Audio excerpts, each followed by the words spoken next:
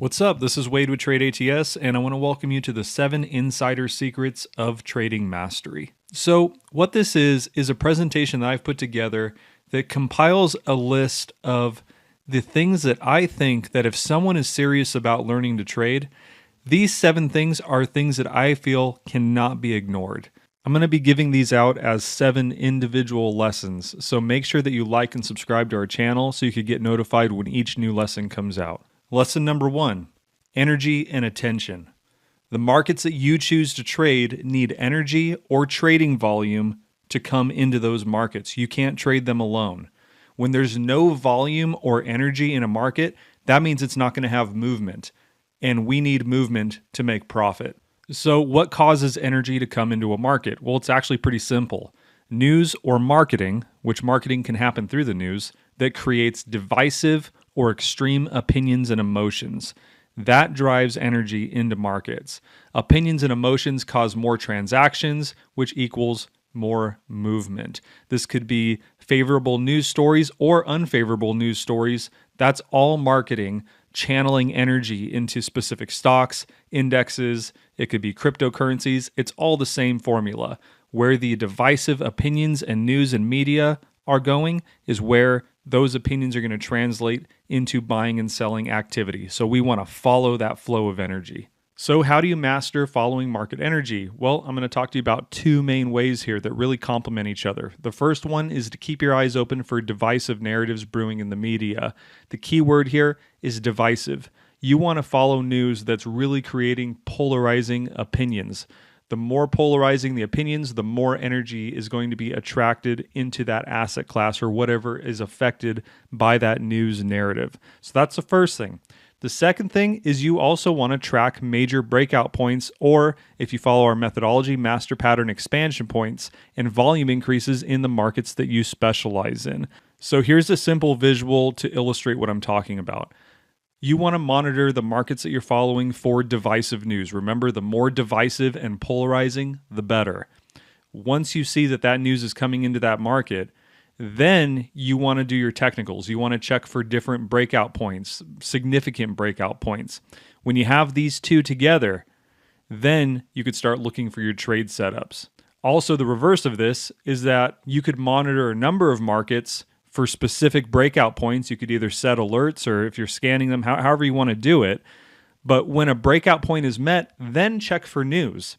If there's not divisive news happening in that market, then a lot of times those breakouts will fail and it'll just fall flat. So you really want to have the combination of news plus be snapping breakout points. And then either way, you could find good trade setups. So we'll take a quick look at a couple of examples just to illustrate what I'm talking about. For instance, we're looking at Metastock right now, or Facebook. There's a lot of downward pressure or selling pressure on the stock. Why is that? Well, a lot of people are concerned whether they're ever going to be able to get to market with a decent metaverse project. They're spending tons of money on development, yet there's not really a clear way that they're going to make money from it in the near future. So that's causing a lot of people to want to sell this stock. You're having long-term investors wanting to unwind their positions, and then you're also having people like me trying to take advantage of short-term opportunities to short the stock.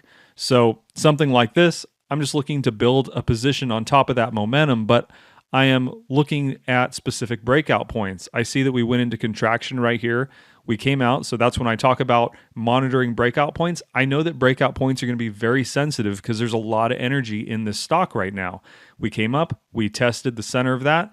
I saw that, and then I've been layering in, looking to catch the next run short down to at least the active low down here, and then we'll see what happens, and I'm going to build a position into that, providing everything continues to work out in the way that I've planned. Also, I'm monitoring for different events to happen on the lower time frames. I have a daily over here, and I'm also looking at a 30-minute chart. I'm looking at liquidity right here. This is potential buy liquidity coming into the market, and that creates the opportunity to do the opposite. So I'm looking at the reactions at these levels, and that's where I'm looking to accumulate to get into the stock. So the only reason I'm looking at this one is because I know the energy's there.